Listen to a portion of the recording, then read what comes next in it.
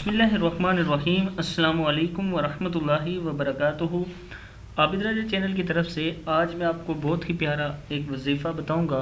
ये अमल आप इसलिए करें कि अगर आपके घर में बीमारी और गुर्बत नादारी ने बसेरा कर लिया हो तो आप ये अमल बिला नागा 7 रोज़ तक हर नमाज के बाद 112 बार पढ़ कर दुआ कीजिए।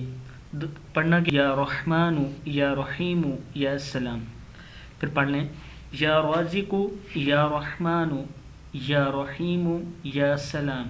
फिर एक बार पढ़ लें या राज़िक़ु या रहमानु या रहीमु या सलाम।